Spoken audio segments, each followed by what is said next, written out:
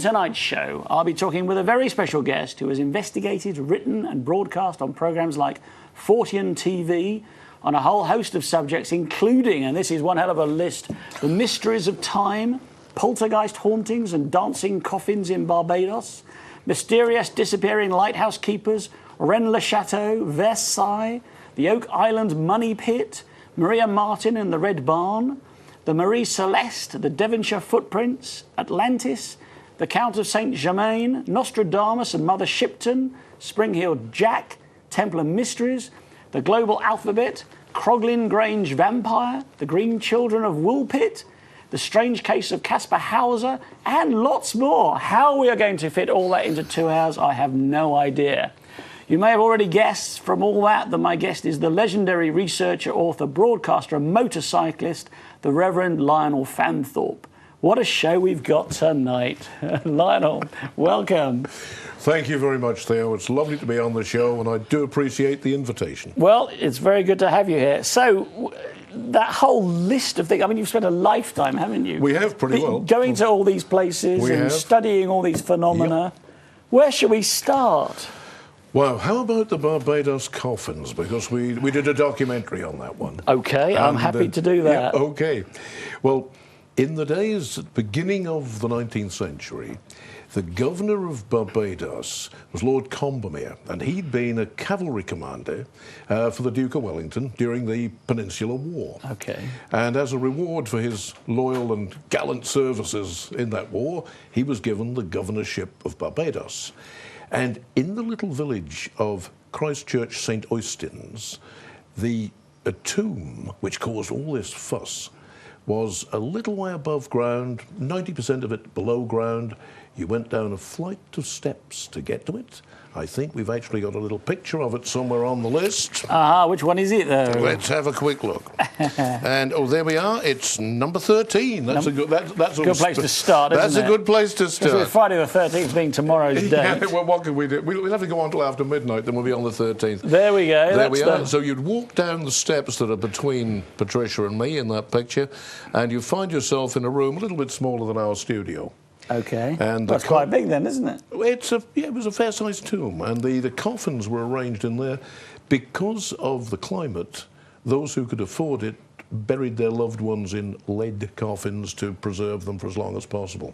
OK. And for a period of round about 10, 11, 12 years, every time a member of the Chase Elliott family was interred in that tomb, the earlier interments had moved. Now, these are big coffins. Well, if they're made of lead, they were very heavy as well. Exactly. I mean, you're a big, strong guy. I like to think I am too. It would need 6 fellas like us to lift. It'd be like lifting a car to lift one of these big lead coffins. And they'd all move to different, what, niches? Were they in niches? No, they were piled on the floor on top of each other. They'd been shuffled? It was just like, shuffle the coffin mystery.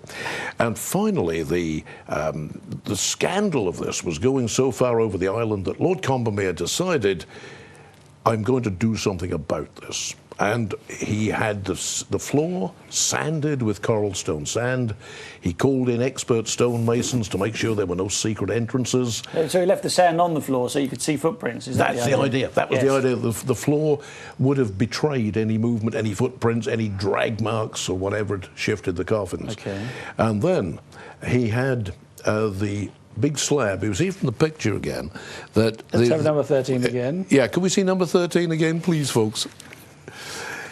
Where we're standing, just in between us, in front of the white part marking the name on the tomb, there was a big blue Devonshire marble slab originally, and that must have weighed the best part of 200 weight. Well, that was covering the steps? And that covered the steps, exactly. So you'd have to move that before you got into the... You had to move that, and he had it cemented in place, and various friends of his had put their signet rings into the wet cement so those seals could not be broken without it being known. Anyway, OK, so I can't wait to hear what happens next. So Combermere, who was a cavalry commander, had many virtues but very little patience.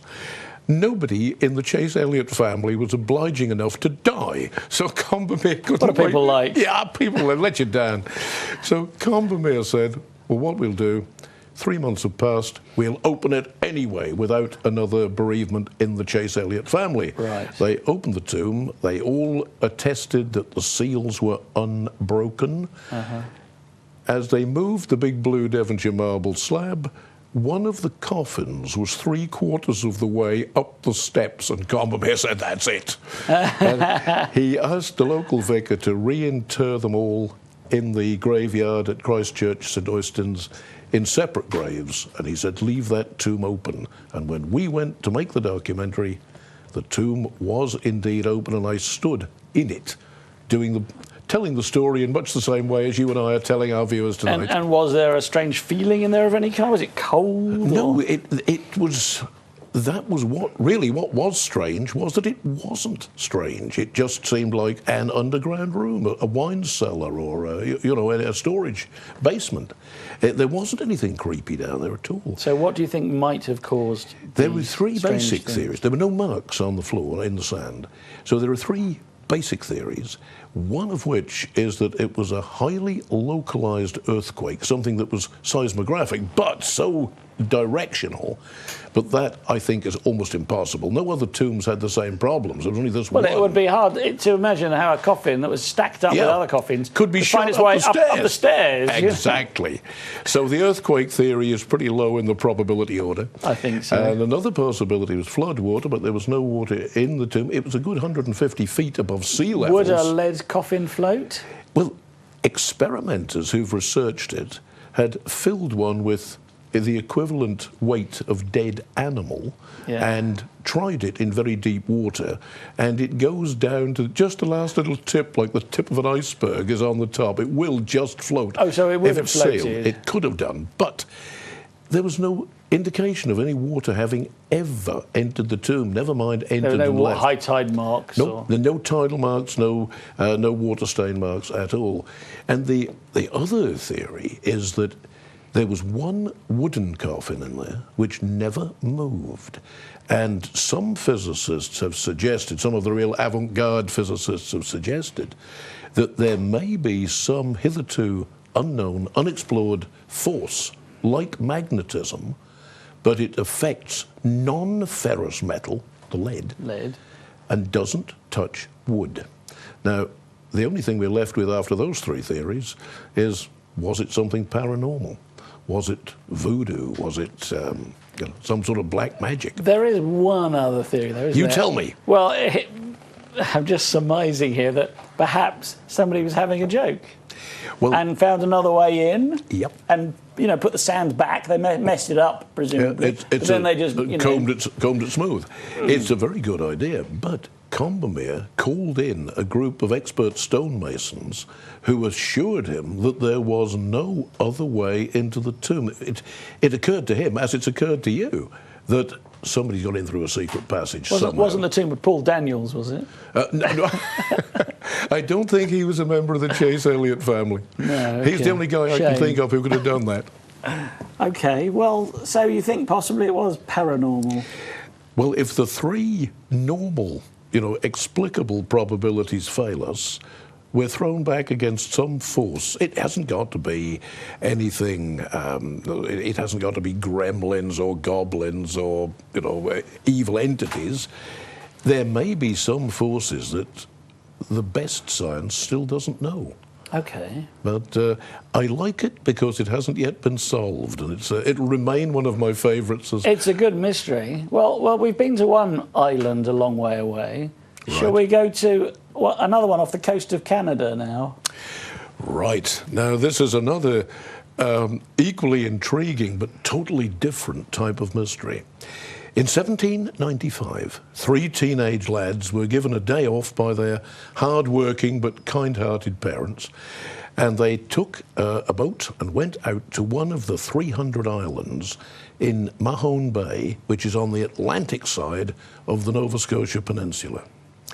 And as they went through the woods on Oak Island, which got its name from the oak trees that then covered it, they came to a little clearing. Beside the clearing was one larger than the others, sturdy oak tree with a branch lopped off short. Hanging from the end of the lopped branch there was an old ship's block and tackle that had almost disintegrated with the weather and the passage of time. And underneath it, the boys saw there was what looked like... So you're saying that it had been used as a crane of some kind? Well, it looked as if somebody had hung an old ship's block and tackle to lower something into the ground. So the boys started looking at the ground under this lopped branch, and they found that it had sunk as if it had been excavated and then refilled. They started to take some of the earth out from the top, and they saw that the sides, which were brick-hard clay, bore the marks of picks and shovels which the original excavators must have used, and then put this soft backfill back into their shaft. So the lads go home, they come back with shovels and other kit they've got and start to dig. And to give the boys their due, these are just 3 teenage lads, they got down 10 feet. And at the 10 That's foot, quite a Saturday, isn't it? It's a pretty good day for your day off. That's a pretty good dig. And they got down, taking out this soft backfill, until they hit a platform of oak logs right across the shaft. They thought the treasure must be under here. It's 1795. The boys' minds are full of treasure stories. Pirates. Pirates, absolutely. They lifted up the oak logs and there was nothing except more backfill. They realised it was more than 3 guys could do on their own. A few time passed and they managed... I would have thought the oak logs are pretty heavy as well. They were, yeah. It was extremely difficult. Another expedition consisting of relatives and friends, and dads, uncles, granddads, anybody who could spare the time, went across to Oak Island with the boys, and the adult expedition, who had taken horses with them, got down to the 100-foot level. And every few feet they encountered one of these platforms of oak logs. It's quite a construction, isn't it? It was an amazing thing, Theo. And what eventually, that's now been going on for 200 years. One expedition after another has tried to do it, but whoever built it built an artificial beach and 2 flood tunnels. And when the first expedition went down there, they broke the seal inadvertently and let the seawater in. And if you're trying to find the Oak Island treasure now, at the bottom of that shaft, it's flooded to a depth of 60, 70 feet. And it's defeated every expedition. The guys have just run out of money before they beat the floodwater. Intriguing things have come up. A twist of parchment with a few letters on it came up on a drill bit. A jewel came up on a drill bit. What sort of jewel? We don't know, because the drilling captain stole it. He was observed by one of the shareholders, and then he and his partner tried to buy Oak Island, which of course nobody would sell, knowing that. There might be something quite good down there. Pretty good. So there were a few links of gold chain, there was the parchment, and there was this jewel which was stolen by a guy called Pitblado, who tragically... Pitblado? Yeah, tragically... Rather an appropriate name, isn't it? Yeah. Tragically killed in an industrial accident before he could be either arrested or asked to disclose what it was he'd found. It wasn't involving oak logs, was it? I don't think so. No, it could have been if the boys pushed him in. But it's a really amazing mystery, and as I said, we've compressed it, but over 200 years, one expedition after another has tried without success to find what's buried down there. 2 theories. One is that it's a very well-guarded grave, and that at the bottom, what the drill went through was not a treasure chest, but a coffin, and the gold links and the jewel came from the robes in which some important man, important to his people, had been buried. Why would anybody go to that trouble? Especially the 18th century. Yeah, well, I think it was well before that the ship's block and tackle had pretty well rotted away. So it could have been made by a group who had something very important to hide. speculate? We speculate. Well, 1307, if we go back that far, the Templar fleet was at La Rochelle, and Philippe le Bel caught most of the Templars, but he never got the fleet. And there are theorists. Oh, this is Friday the 13th again, isn't it? You're coming up to Friday the 13th, yes, October the 13th, 1307. And there is a theory that at least one boatload of Templars made it all the way around via Scandinavia and Iceland, Greenland, and made their way to Canada. And they wanted at all costs to hide what they'd got from Philippe le Bel and his henchmen. And they put Who represented what, the Catholic Church? Yes. So what could it have been? Could it have been this talking head that they Well, the Templars had? were said to have had one. Now, are we looking at something that involves aliens, perhaps, extraterrestrial technology? A talking head, if you and I looked at a television monitor and we're living in the 14th century and we see this thing talking to we say, they've got a talking head on the wall. But would they put it somewhere where it's going to flood? The flood tunnel was to prevent anybody else getting to it. You see, the guys who knew about the booby traps, had they ever wanted to retrieve it, simply go to their tunnels and seal them off before they dig. Yeah. The idea was that if it was some unwelcome interloper, then he would get drowned. But surely now we've got the technology, surely there are people who could seal off the tunnels. Oh, yes. It should be possible. Geophys or something. Yeah. One of the most, on the technology theme, one of the most interesting things that we've seen when we were there on several of our visits, the guy who was in charge when we were last there, Dan Blankenship, who's an American war hero, is a wonderful guy and a contractor, expert in getting at things that are hard to get at with his building contracting. He put an underwater camera down, and the camera seemed to show... Down a borehole? Yeah, down a borehole adjacent to the other one. He did another borehole. Okay. And the camera showed what looked to us as we watched his film like a flooded labyrinth at the bottom. There were You've been there, haven't you? You've actually been to... To the island many times, yeah. Many times? Yeah, and... With a shovel? Well... I'd like to have taken a shovel, but Dan and his team have got the rights. Fair enough. So this labyrinth? There is some kind of labyrinth that's been dug down there. What, a stone labyrinth? Or? Yeah, somebody's cut out these tunnels down there. Made of stone? Yeah, 100 feet It's in bedrock, long. is it? Or? Yeah, it's in bedrock. Yes, there's clay and limestone on Oak Island. This is what the geology of it is. And... who did it originally and what they did it for is, your guess is probably better than mine. Well, I wouldn't bet on it. But it does seem extraordinary. It's almost like just always slightly out of reach, isn't it? Yes. But there are so many things in the world that are always just slightly out of reach. Either mentally or physically. There is some reason you can't get to them, or... they are beyond our comprehension. No, I'm going to read out some text because we're already getting some good ones in here. OK, let's go for it. Right, this is from Paul in Warrington. Hello, Paul. What is your opinion on such things as Nessie and the Jersey Devil, and do you know of lesser-known creatures?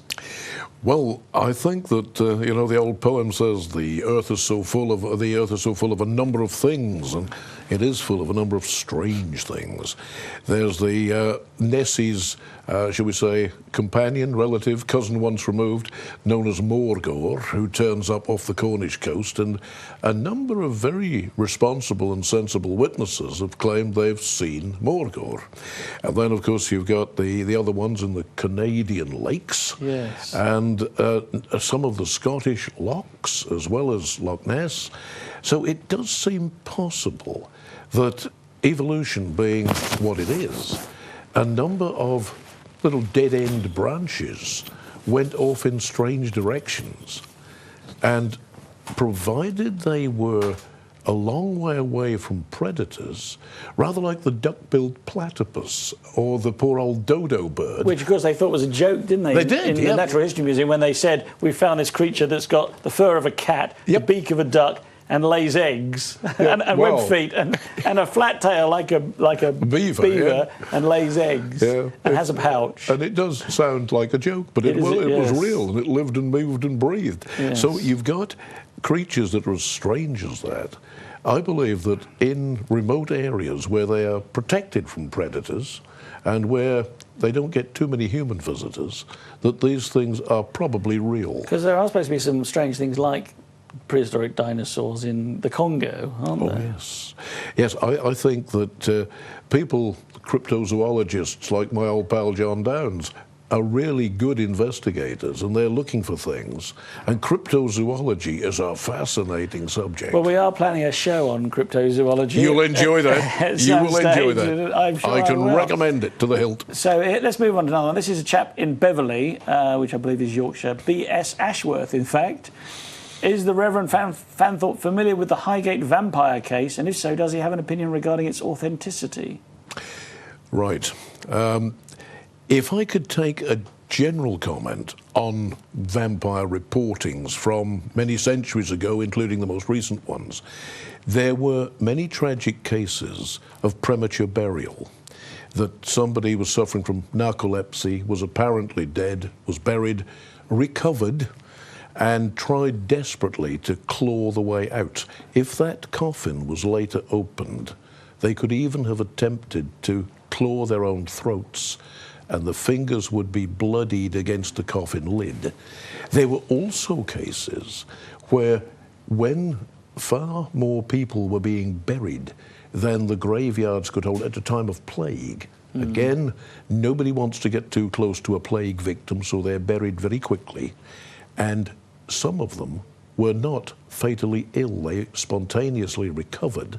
If that coffin was within just a few inches of the top, they could have come out. Now, that even happens in modern times, doesn't it? It can happen in modern times. Sit up in their coffins at their wakes or in the morgue. Or it happens, yes. Even with the best medical science today, mistakes are still made. So you can imagine how somebody passing a churchyard a few centuries ago, seeing some guy who'd recovered from plague, blood and a shroud, and the poor witness screams vampire and runs for his life. Meanwhile, the bloke who's recovered staggers home in a different direction, recovers and gets dressed. No more vampires are seen. But does it seem possible that the traditional Count Dracula, the blood-sucking vampire, as a paranormal beast, I don't think they exist. I wouldn't deny it. I would say the probability of the reality of the vampire is a very small one, but they are fascinating things. It's an element of folklore which I think grows because of fear. And if you live in an area where there are wild wolves in a forest, there are legends of werewolves.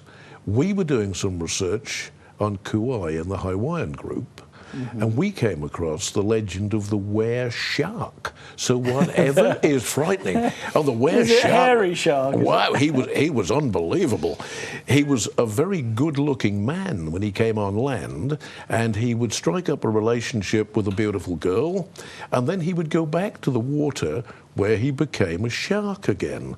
And in the original version, he always tells his young wife, you must never, who is pregnant by the time he goes back, you must never let our son eat meat. And she manages to keep the boy away from any meat until he's 12 or 13.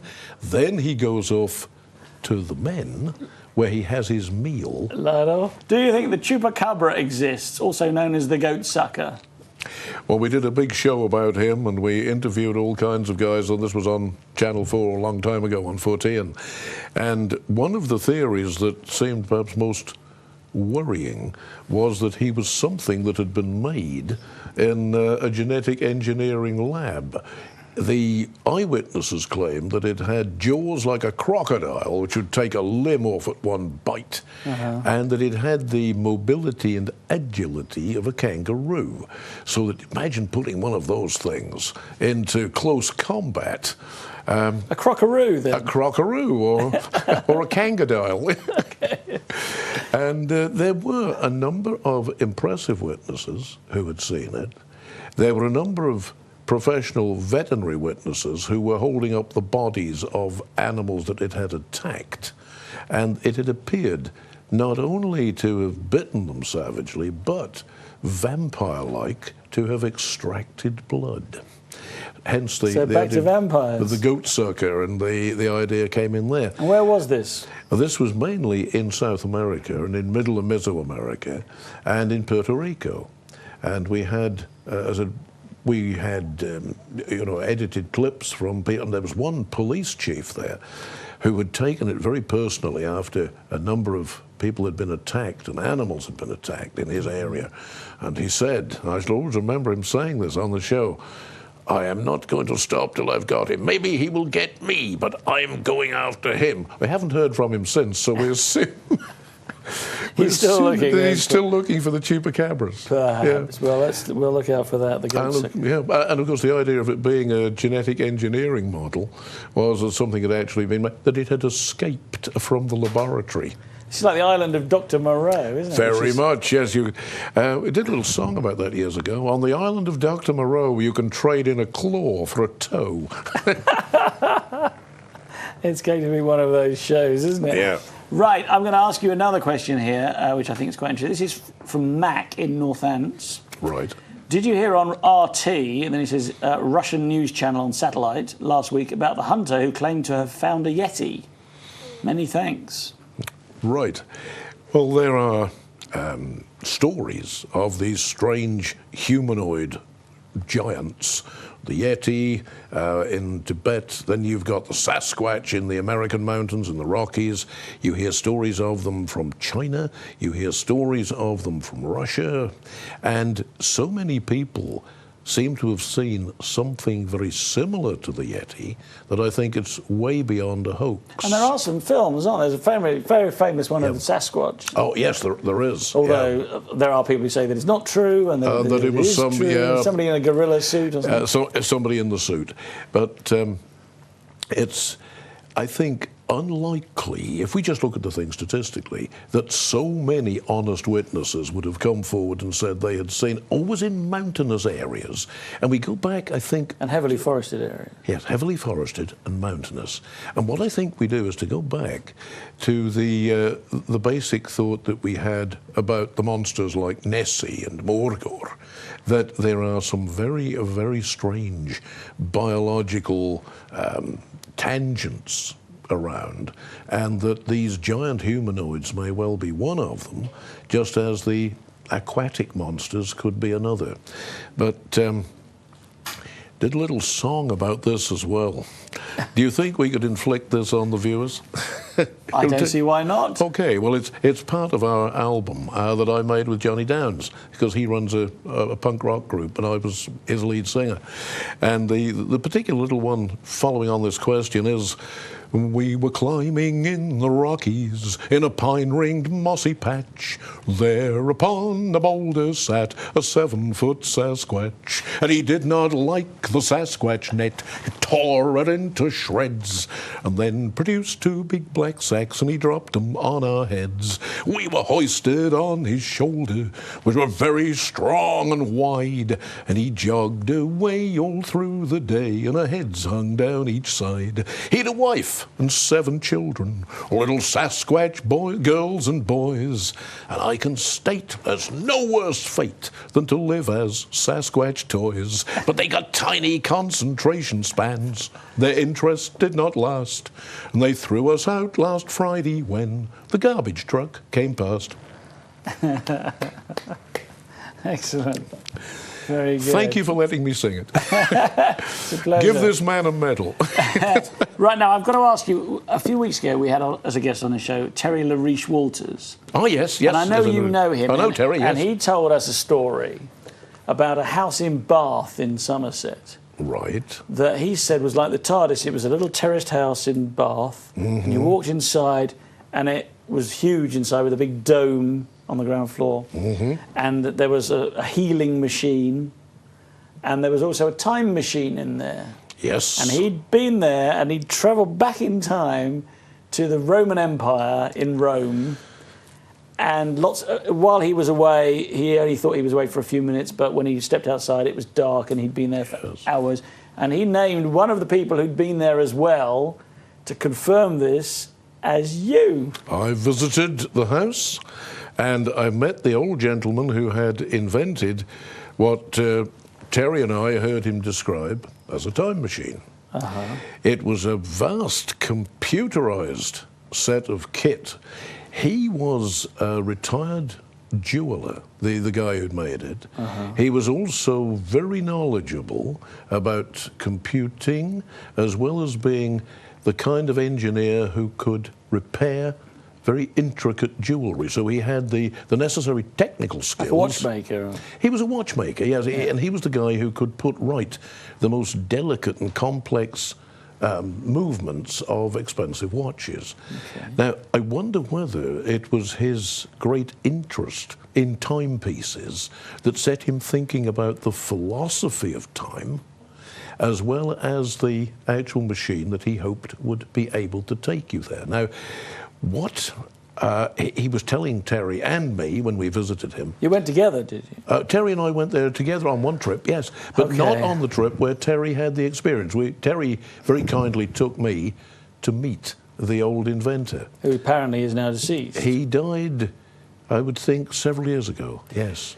So the question I've got to ask you then is, A, did you travel back in time on his time machine? No, I didn't. And do you believe that one could? That Terry could. Or that anyone could? He had a number of friends, he, the old inventor, had a number of very interesting friends with him who told Terry and me that they had experienced a movement in time, but what I think he had somehow managed to do was not to create a thing like H.G. Wells's time machine, which you and I could step into, press the buttons and move 1,000 years forward or back. What I think he had done, if astral travel exists, and if some very gifted, talented, sensitive and perceptive people feel that they can move outside the body, can project an astral body, let's look at a concrete version of this that we could think about, that our viewers could even experiment with if they wanted to. At your own risk, viewers, yes. If you think of a place that you've been in the past and you've really enjoyed being there. Now, the sort of thing that would be an example for me was, as a very small boy, being in a music hall seat with my father and the comedians were on stage and my dad was laughing his head off and we were thoroughly enjoying the show. I can go back there and almost imagine I'm sitting beside him 60 years ago and watching that show. Now, I think we all have clear, vivid memories of things that we've found meaningful and worthwhile. And it's possible to go to such a place just in imagination. But Terry went to Rome, and I don't suppose No. And actually, his memories, as he described to me on the couch there, were that he was possibly a reincarnation of an ancient Egyptian king or pharaoh. And so you would have thought if it was a memory thing and there was that link, he would have gone to Egypt. I was using the memory illustration that we all have. You know, you've got clear moments that you can bring back to life in your mind on a good day. And there are if we think of that as the ability of the human mind to move from the chair in which we're sitting now to all intents and purposes back into a vivid, happy memory, you're almost there. Now, if we take that a stage further, you have the idea that the people who believe in astral projection will tell us, yes, you are travelling there. What I think, and I don't know how it worked, that the old inventor's machine enabled Terry to do was to go back, because he gave a very fair and honest account of what he remembered from the experience. If we believe in reincarnation, was he visiting? Had he gone back mentally? Because it doesn't take you anywhere physically. Well, one of the things that Terry told me, and I can't remember whether he told me this on air or subsequently, was that there had been some people who'd used this machine and gone back and been attacked and badly beaten. Well, so that's not in your dream, is it? That's not in your head. Oh, no. No, it isn't. If there was a development of the machine which would move the physical body, it was certainly one that I didn't see. Why didn't you get a chance? You were there. There you were. Didn't you not say to this old chap, can I have a go, please? How much for a ride? It's rather like the other explanations that we make. You have 3 opportunities to do something and you don't do it, and you ask yourself afterwards, I should have done that. I would have loved to do it. Yes. And if anybody has a time machine that works and you want to volunteer, well, you know where to contact. Contact me through Theo. Hedgemedia.com. So the other thing about this house was that it was like the TARDIS. It was bigger inside than it looked outside. Can you substantiate that? Well, I would say that perception is one of the greatest mysteries. I used to lecture on a psychology course at Cambridge when we were over there, and psychology fascinates me as to what the human mind is capable of doing. And we did this course for the extramural board at the university, and we did the psychology of unexplained phenomena and why certain things had taken off and others hadn't. And it seemed to us, as we were studying this idea of moving or not moving and perception, that the human mind can do such things. If we look at people who are mentally ill, really delusional, they really believe, or they seem to believe, that they're that. Now, perception can do the same thing to us. You can be inside a room which has been done by a very, very clever interior decorator. Tell you the example, if you go to TechniQuest in Cardiff, it's a scientific exhibition called TechniQuest. Okay. Technical quests and discoveries. It's a museum. It's a museum. Everybody's welcome. Okay. And one of the rooms they have in there, part of the mysteries, which are outstanding, is that it is so arranged that the perspectives are all wrong. And as you move further along, you think you are getting enormously big. When you move the other way, the room becomes enormous. Oh, yeah, I've seen some photographs of a place like that. So it can certainly be done, and I think this wily old inventor had rigged the appearance of the interior of his laboratory and his house so that it gave you a TARDIS sensation. And it was not until I'd been to look at the TechniQuest room that I think I got a glimmering of how he'd done it. Right. Okay, well, I've got some more questions that are pretty much about that. Paul in Warrington again. What is your opinion on time travel and the Philadelphia experiment? Did it happen? And do you believe that we have the tech to travel in time? Al Bielek said he saw the 9/11 event when he used the time travel chair at Montauk. Yep. Well, there are... Montauk, again, amazing place. And there are so many stories, so many witness accounts of what seems to be time travel. And one of those I'd like to use as an illustration for this general answer would be, if I have a quick look on here to get the number right. Get the photos ready. It's, yeah, there we go. If we looked at number 22... which 22. Is part of the Versailles time travel story. And that's rather attractive sort of lighthouse, isn't it? Yeah, that's the one. It's at a place called Hameau, which is in Versailles. 22, please. And number 14 is me in a rather less picturesque situation in the gardens and grounds outside the Hameau, trying to retrace the steps of the 2 ladies who had the adventure in 1900. It's like baby Moses in the bulrushes, isn't it? Indeed. I was just trying to fish him out and asking Pat if I could take him home. So let's go back to 22 for a second then and describe this building.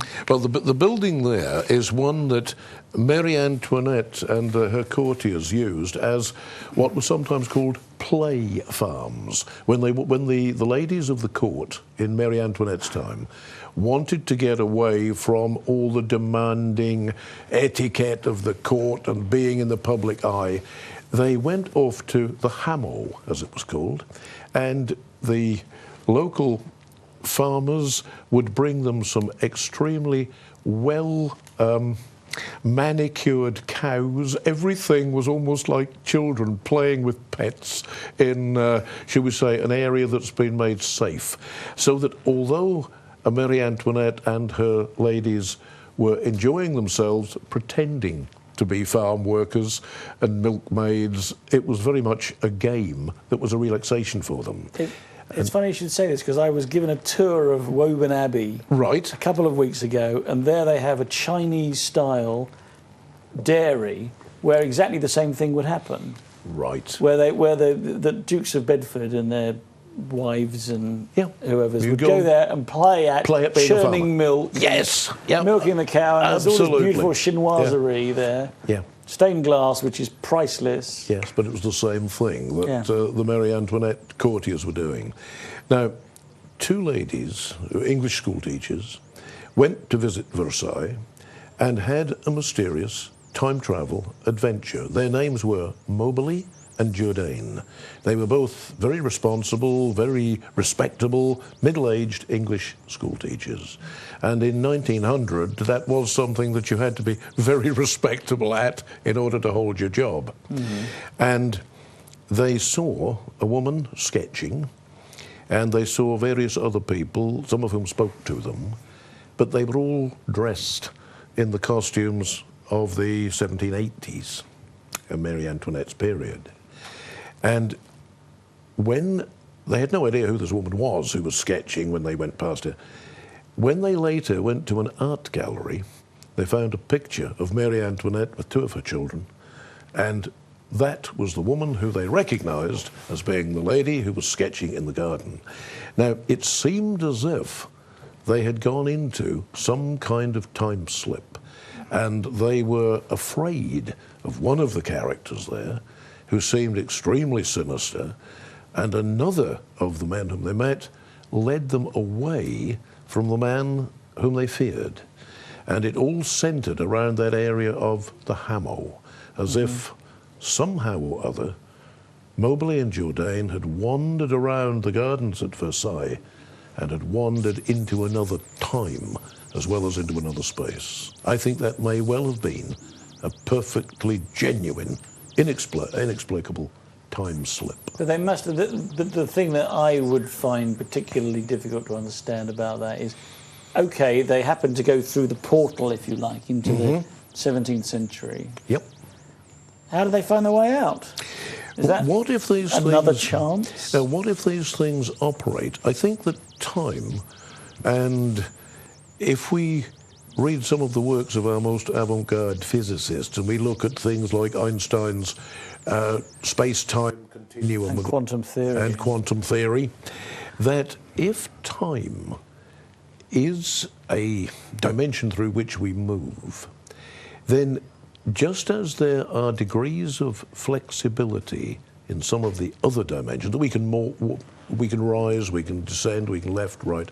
Yeah. If those dimensions have a flexibility about them, it is possible that at a certain weak spot in time, you can move off in one direction, and then when the elasticity of time is exhausted, it will gently bring you back to the point at which you took advantage of the glitch, of the stretch. And there's another picture we could look at just for a moment, who was the man, and he is number 10. Number 10. Number 10 is J.W. Dunn, who was an aircraft engineer, very, very intelligent, very practical man. And in the 1920s, he had some mysterious time slip adventures, but being a scientist... Well, more than one. More than one. Being a scientist and an engineer and a very practical guy, he wondered what might account for it. And his basic theory was that the idea of time stretching out as a dimension, he saw it as a ball of wool. And, you know, if you ever helped Grandma to coil up the wool, the strands cross each other. Right. And he said, if you go through a normal 4, 5 or 6 year period, you've gone all the way round the ball. But if you're standing at a point where two of the strands cross and there's a weakness in the strands, then you can go through to a time 5 or 6 years ago, or even ahead of the time that you're experiencing. To J.W. Dunn, I would strongly recommend to all our viewers A Serial Universe, and An Experiment with Time, because Those are his books. those are his two books, and they're outstanding.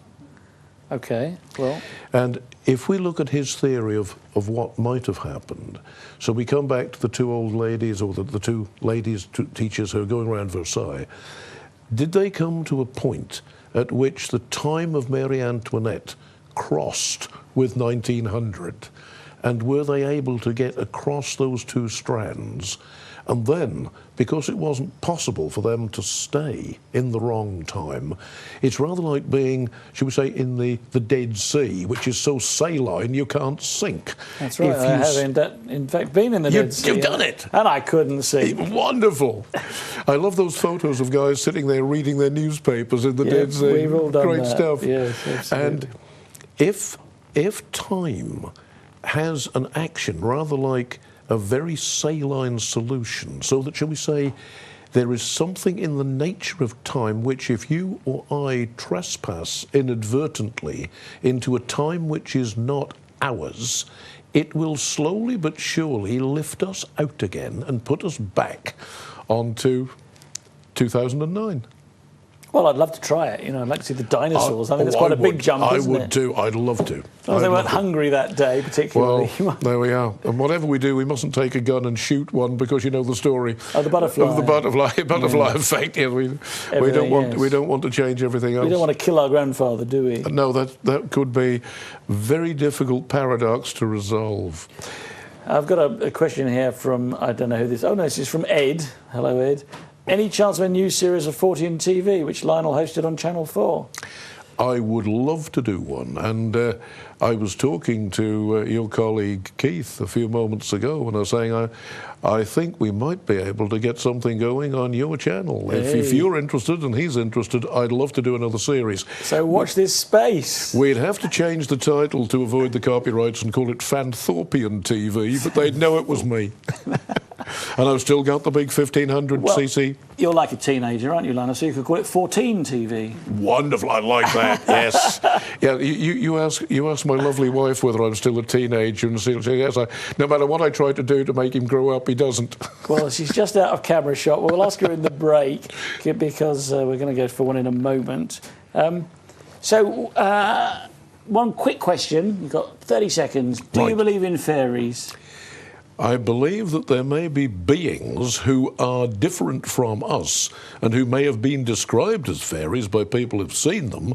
But as for Tinkerbell, as such, with the little wings and the wand, I don't think so. But Not I think the Cottingley fairies. Or... Well, the Cottingley fairies, very interesting, because, when Arthur Conan Doyle got involved in investigating he believed in them. But the two schoolgirls later... They admitted it, didn't they? Admitted that they'd done it. And yet sometimes you can get a false admission. That's true. There are people in prison who admit something, and then the DNA later says they didn't do it. There's one very recently. The poor guy, yes, there was. 27 years ago. 27 years, yeah. Is it? Yeah. And the DNA has just shown that he was not the man who molested the poor girl, who was killed. What's the explanation? Well, all the mysterious explanations include sea monsters, giant octopus that pull them off one at a time. That's a good one. I like that one. Yeah, and then the idea of a UFO coming and taking human specimens off to wherever. Then the idea was that still the Barbary Coast pirates were around then, so maybe somebody could have come on and taken them as slaves and sold them at auction in North Africa. And, but they would have got on the ship and stolen all the other stuff, well, of course they would. The sewing machine. And... Yeah, they would. I mean, pirates or slavers would have taken anything of value. So it looks as if the people left of their own accord and left in a great hurry.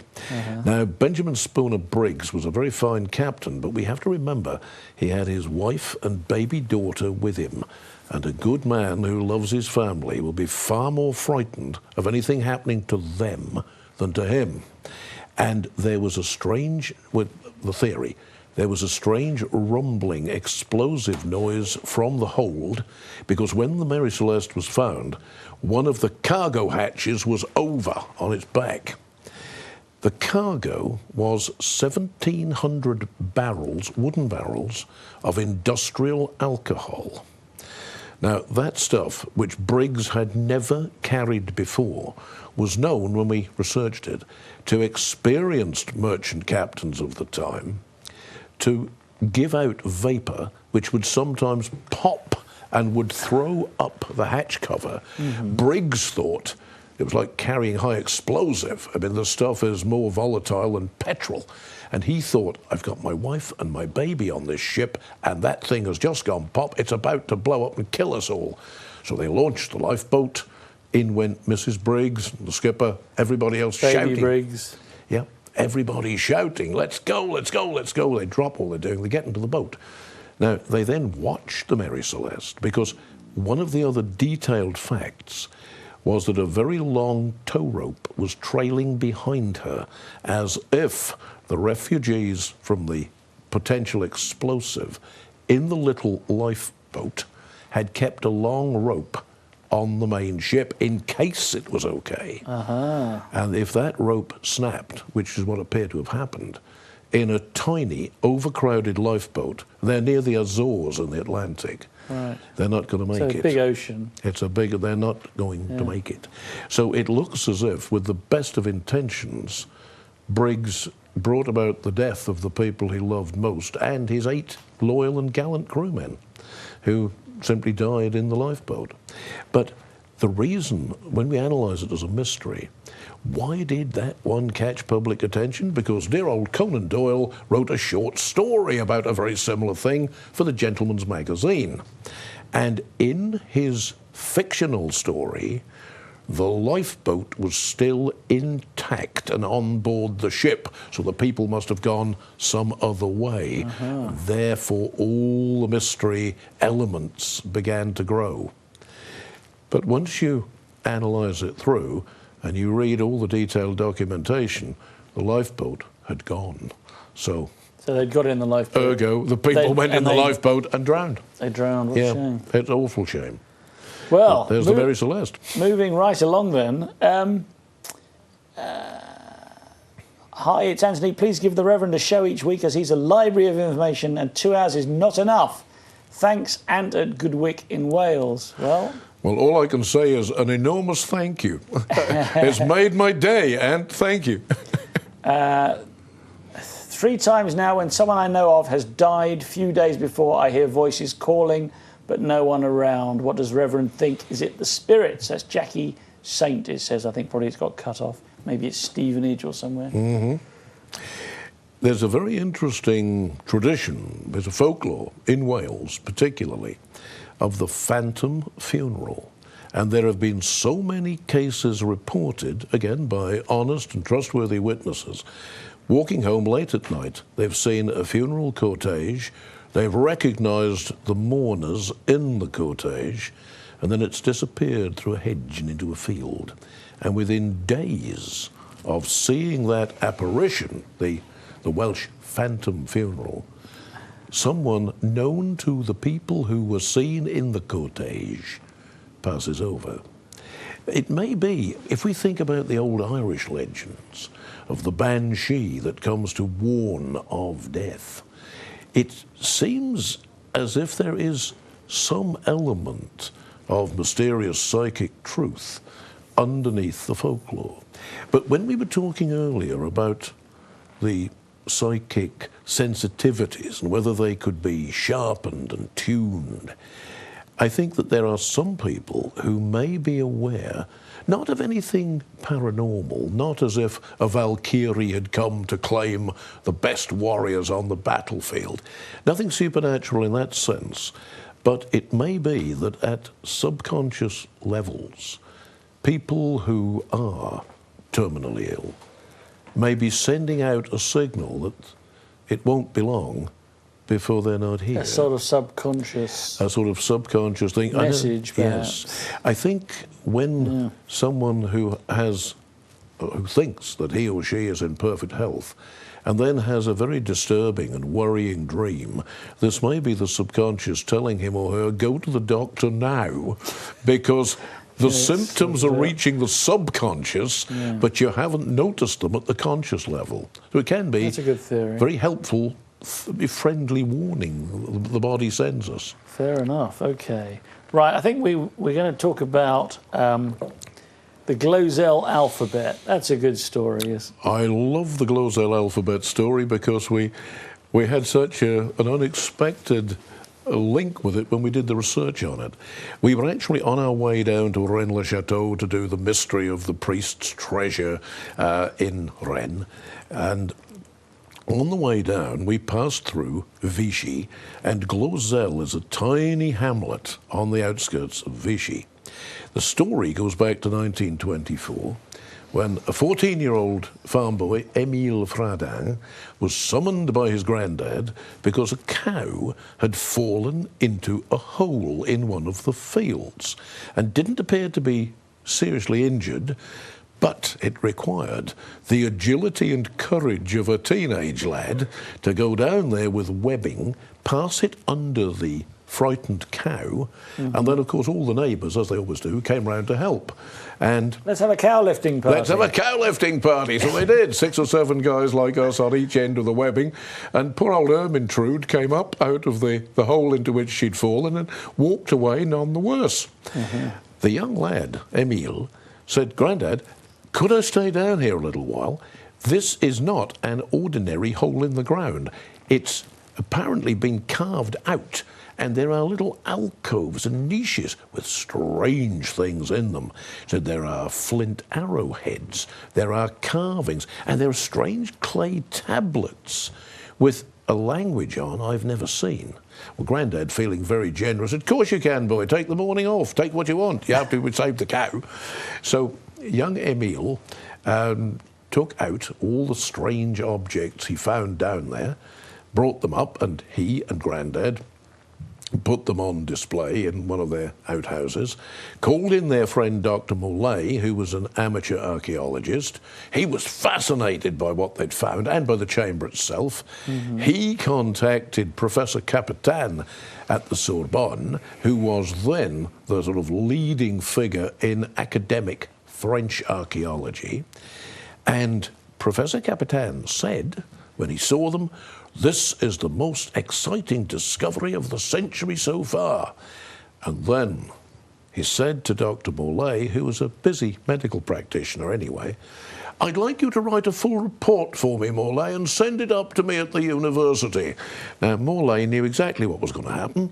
He would write the report, Capitan would publish it in his own name as an academic paper, and there'd be a tiny piece of 10-point type at the bottom saying, "Acknowledgements to Dr. Molay," and that would be it. Molay said, "Blow this, I'm going to do the research and I'll publish it." So he did. And Professor Capitan went ballistic, came rushing down again, said to Molay and the Fradins, having already said this was the most important discovery of the century archaeologically, "It's all rubbish. These farmers are hoaxers. They made all this. Molay, I'm surprised at you for being so easily taken in." The battle raged between the Fradins and Molay on one side, and Professor Capitan and the establishment on the other. Now, we got involved with this in 1975. We stopped off at Glozelle on the way down to Rennes. To Rennes-le-Château. And asked the taxi driver, "Take us out to Glozelle, please." We went to Glozelle, and we saw a sturdy farmer in his 60s holding a pitchfork, and I said, in like my a butter advert, isn't it? Yeah, indeed. Just like the butter advert. I said in my rather limited French, "Monsieur, je suis écriteur d'histoire en Angleterre, and I'm very interested in the mystery of Glozelle." And he put his pitchfork down, smiled from ear to ear, beat himself on the chest and said, "Moi, monsieur, c'est moi. Je découvre les objets mystérieux." So he was the 14-year-old boy. He was the 14-year-old boy, the one man we most later wanted to meet. And he took us round, he showed us everything, he took us to the hole in the ground where the cow had fallen. Was it still there? And, I mean, the museum is still there. The hole in the ground, was that still? Oh, yes, it was still there. We went to have a look at it, and it was part of the museum tour of Glozelle. And when we wrote this up and when I've lectured on it and broadcast on it, I was on his side. I was quite convinced that the Fradins were innocent, that they hadn't hoaxed anything. And the French establishment on the other side. Then there was invented simultaneously in the University of Copenhagen and in Edinburgh a wonderful gadget called a thermoluminescent time recorder. And you put a piece of broken pottery or clay into the machine, you heat it up. The older your specimen, the sooner it will glow. In other words, at the lower temperature it will glow. When they tested the stuff from the hole in Glozell, nothing was less than 500 years old. So they couldn't have faked it? It wasn't hoaxed, no. But the unknown alphabet remains a wonderful mystery. My theory is that the place had been all these odd things like the flint arrowheads and the hand axes and the carved antlers had been collected. They're genuine Mesolithic, Paleolithic, Neolithic, had been collected by a local wise man or wise woman, the local witch or wizard. Oh, I see. Because so they were believed to have magical powers. They didn't understand the archaeological significance of them. So imagine you and I were a couple of soldiers going off to war, and we go to see this fella, and we say, have you got anything that would protect us in the battle? And he gives us a flint arrowhead each and says, that'll be 10 gold francs. These are magic elfin arrows. They will protect you from real ones. Now, of course, if we don't come back, nobody's going to complain. And if we do come back, we'll say, hey, those things worked. And I think some of the carved clay tablets were actually spells that he'd made for people. The cow is ill, so you ask him for a cow-healing magic spell. Give him a couple of gold francs, and he'll give you a clay tablet with some strange alphabet on it. So I think it was the repository, the warehouse of a medieval magician, and he always hid it carefully by putting leaves and branches over the top when he went out. And one day, maybe, the Inquisition picked him up, and he never went back to his warehouse. And nobody expects the Spanish Inquisition. Nobody expects the Spanish, or even the comfy chair. And the outcome there was that over the course of years, the nature took its course, and you couldn't tell the difference between the top of the hole, with its leaves and branches and grass blown over it, and any other part of the field. So along comes poor old Ermintrude the cow. Falls down the hole. Falls down the hole. Along comes Emile Fradang, agile 14-year-old. And voila, we have the mystery of the rest is l'histoire. C'est l'histoire vraiment. True history. Okay, we're going to move on, I think. We're going to talk about the Devonshire footprints. That's a story I love. Wow, it's one of my favourites as well, and it is genuinely unexplained. We're going back to the early 19th century, and it was unusual to have a snowstorm in Devon. But there was one on this particular February night, and in the fallen snow there appeared a very mysterious track of footprints, and from the various witnesses all around the estuary of the Exe and Topsham and Lipsham and all that area, this trail continued through the snow. Each print was about 2.5 inches long, as if it was and shaped like a horseshoe. So it was like the foot of a very, very small pony or donkey or an animal of that kind. So nothing strange so far. Nothing strange, except that it extended over 100 miles in just one night after the snow had ceased. And the mysterious thing was that it seemed not to stop for anything. It would go up a fence, up the side of a house, it would continue across the roof and down the other side where the snow had fallen, then it would reappear on the ground, and wherever you followed it, it was doing these impossible things. Now, it would go up to somebody's door and back again. And of course, if you can imagine the rather simplistic and superstitious clergy of that time, they made a meal of it. It's the devil, they said, with his cloven hooves. And it's because you're all so sinful. You haven't been to church lately. You haven't put enough in the collection. And they really traded on it. I bet they did. Hence the title of the Devil's Footprints. But something made an enormously long trail all across the estuary of the Exe, which is nearly a mile wide where the trail crossed it. And what might it have been? Perhaps some kind of bird with unusual feet or webs, maybe even a damage. But if it was a bird, surely it could fly. That would have taken it up. No, maybe it could flutter in the way that some rather plump chickens can flutter. Yeah. But the interesting thing was that the footprints were not in the same if you and I were Holmes and Watson and we're following a trail of human footprints. There's one slightly to the left, one slightly to the right, left foot, right foot. These were all identical and they were behind each other. In a straight line? In a straight line, about 9 inches apart. It was almost as if some hoaxer had prepared a thing like a wheel. A wheel with... And pushed it, trundled it along, maybe two or three of them. But then you've got to stop and get rid of your real footprints, otherwise it becomes pretty evident that it's a hoaxer with a wheel. There's never been a satisfactory explanation for the Devonshire footprints. I don't think it was Old Nick. I think it was much more likely to be an injured animal or an injured bird. I mean, some of the naturalists of the time thought it might even have been a very energetic frog that was hopping along. Oh, with horses' hooves? Yeah, well... That's a rare frog, isn't it? When his tummy hit the ground, his little webs spread out, yes. Oh. I can't imagine any amphibian that was doing that. Well, we haven't got very long left. We've got about 6 minutes. So I'm going to whiz, I think, into Nostradamus and Mother Shipton. Hey, I've got to tell you the Nostradamus story. Nostradamus, let's go there. We were filming, I was doing a programme on Nostradamus and doing it with Roger Bolton, that was his company, and we were down there in the south of France. And it was in 1999 because Nostradamus had apparently left a prediction that the world was going to end in 1999 in July. Well, not as far as I know. I'll just check. Yes, I seem to be still ticking. And so this is what was the excuse for the programme, which we called The Real Nostradamus. So down we go to Salon in the southwest of France, where Nostradamus had lived.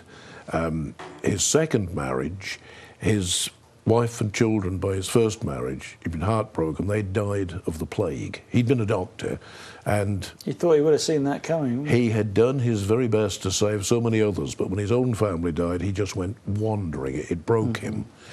And eventually he found himself in Salon and met this lovely young widow who was very wealthy, married him, looked after him. He had an absolutely wonderful end to what had been a sad life. And in the, of course, his prophecies were all written in 4 lines of medieval French and were open to a number of interpretations. But the piece that I really want to share with you and our viewers is this. When we were filming, we went into the church of Saint Laurent, which was where he was buried in the wall. And my cameraman and director wanted me to stand in front of the big 6-foot-by-4 marble slab in the wall behind which the mortal remains of Nostradamus lay. And there should have been, we had no church officers with us, we just paid, for the use of the church, and they said, you get on with it. So there was nobody there with us who could help when the lighting went wrong. High above our heads, way out of reach, was a spotlight on an automatic relay, and it was supposed to come on when you entered the side chapel where Nostradamus was in the wall. And the darn thing went stroboscopic. We were getting flip, flip, flip, flip, flip from this light. And my cameraman, who was a wonderful bloke, a very skillful, he looked at me, he's a Londoner, he looked at me and said in his wonderful Cockney accent, he said, Lionel, mate, I can cope with it on, I can cope with it off. I can't cope with the flipping strobo. And we were saying, well, what are we going to do? You know what it costs to get a film crew across down to the south of France. And but they were loving it, weren't they? Oh, well, we were. And finally, my big, tough London cameraman said, Lionel, you don't think it's Nostradamus mucking us about because he doesn't want us here? We tried everything, pulling plugs out, so nothing would stop that strobo. And he said, look, you're a priest when you're not doing your showbiz work. Could you say a little prayer for the repose of his soul? So I did. I said a little Latin prayer for him. And Nostradamus requiescat in pace, amen. And as I said, amen, the light went out, and we filmed the tomb and the piece to camera. But what do we make of Nostradamus and Mother Shipton and the other prophets? There are two theories. J.W. Dunn, that we talked about earlier, and his theory of the serial universe and an experiment with time, believes that some of us have a rather more extensive now. And he used the example of a little hole in a fence. If you're standing back 3 feet, you will only see what's on the other side of the hole, just immediately opposite. But if you go and put your eye close to the hole, you can see a lot further in each direction. And this is one of J.W. Dunn's theories, that some people are gifted with a view that is wider than ours. Nothing paranormal, but they see a longer, bigger now than we've got. And so maybe that's what people like Nostradamus and Shipton could do, because he did prophesy some amazing things. Well, he sort of prophesied Hitler, didn't he? But he got the name a bit wrong. Called him Hister, yes, which was the old name for the River Danube. And as for the end of the world on, in July of 1999, what he did, or what was done by some of those who read his prophecies, there was one apostrophe in the wrong place. What Nostradamus had actually said, not the King of Terror, but in the medieval French, it was not King of Terror, but the king who gives you back what you've lost. And strangely, very strangely, that was the year in which a lot of debts to third world countries were cancelled. Did he get it right?